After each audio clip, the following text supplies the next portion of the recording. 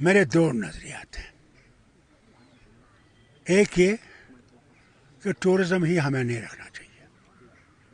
اس ریاست کو آگے اگر چلنا ہے تو ہمیں اس انڈسٹری کی طرف چلنا چاہیے جو ہمیں سسٹین کر سکے.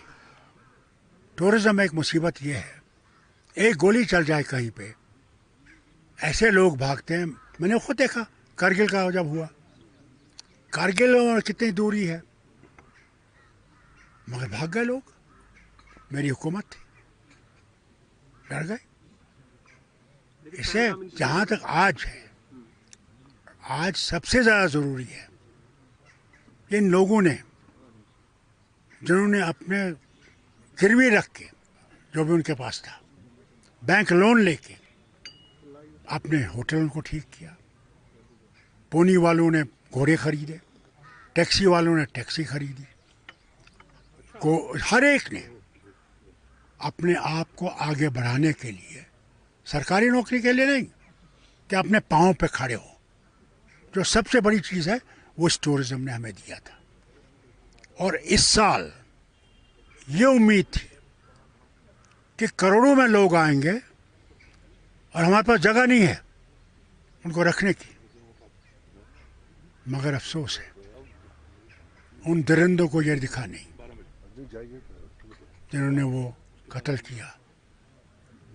ان کو یہ دکھا نہیں ان معصوموں کو کیا ہوگا جن کے پاس اللہ کے سوا کچھ بھی نہیں ہے. یہی ہے یہ خوبصورتی جو اس نے دی ہے، جس کو ہم بیچتے ہیں اور اپنی روزی روٹی کماتے ہیں. اس سے بہت ضروری ہے. میں سارے وطن کے لوگوں سے کہنا چاہتا ہوں، ہمیں بہت افسوس ہے جو ہوا، مگر ہم نے نہیں کیا. آپ جانتے ہیں کن نے کیا. مگر آئیے، واپس آئیے. ہم آپ کا انتظار کر رہے ہیں. ہم ہی نہیں بلکہ یہاں پہ بولا ناتھ ہے، امرناتھ جی کی یاترا ہونے والی ہے. زیادہ سے زیادہ آئیے، ہر طرف سے آئیے کہ اپنے گھر جب جائیں گے آپ ان کو بتائیں گے کہ اس نے کتنی خوبصورتی دی ہے اور کس طرح لوگ یہاں ان کا انتظار کر رہے ہیں. دراصل کیونکہ جو پہلگام کا انسیڈنٹ ہے یہی بہانہ بنا دو ملکوں کی کشیدگی کے بارے میں. جو جنگ کی صورتحال ہوئی تھی الحمدللہ وہ بھی رکی ہے، لیکن آؤٹ پٹ کیا نکلا ہے اتنی تباہی؟ دیکھیے آؤٹ پٹ کیا نکلا یہ تو اب ہسٹورینز یہ بتائیں گے آگے. مگر میں ہر وقت یہ کہتا ہوں جنگ کسی مقصد پہ پہنچنے کا راستہ نہیں ہے. جنگ بربادی لاتا ہے. اس سے بھی دیکھیں کیا ان کے ہاں بربادی نہیں ہوئی ہوگی؟ ہمارے ہاں کم بربادی ہوئی. ٹورزم چھوڑ دیجیے، آپ جائیے دیکھیے پنچ میں کس طرح سے وہاں معصوم بچے مارے گئے. معصوم 18 ہمارے ہاں اس کے شکار ہوئے ہیں. رجوری میں 6، اوڑی میں، ٹنگ دھار میں. کون سا بارڈر علاقہ ہے جہاں ہمارے لوگوں نے مصیبت نہیں اٹھائی؟ کیا ڈپلومیٹک ویز جو ہے ان کو ہموار کرنا پڑے گا، نرم رویہ؟ میں سمجھتا ہوں یہ جو پردھان منتری نے وہ ڈیلیگیشنز بھیجے ہیں، اللہ کرے کہ وہ یہ میسج بھی لے جائے کہ ہم لوگ امن چاہتے ہیں. ہم لڑائی کا حقدار ہم نہیں ہیں، ہم لڑائی نہیں چاہتے. مگر اللہ کے واسطے یہ بند کرو، بے گناہ کو مارنا بند کرو.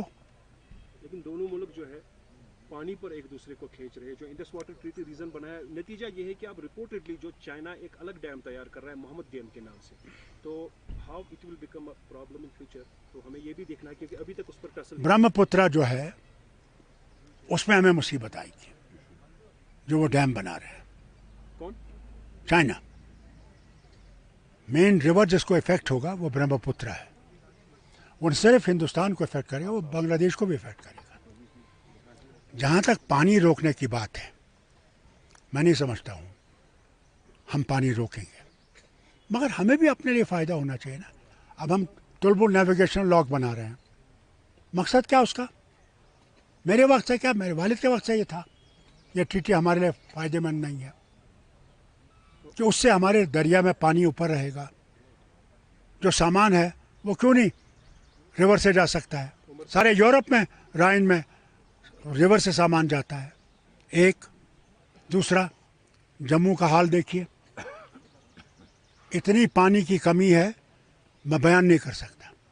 मेरे वक्त में 200 करोड़ का प्लान बना था कि चिनाब से हम पानी उठाएंगे जो हम जम्मू के लोगों तक पहुंचा सकें।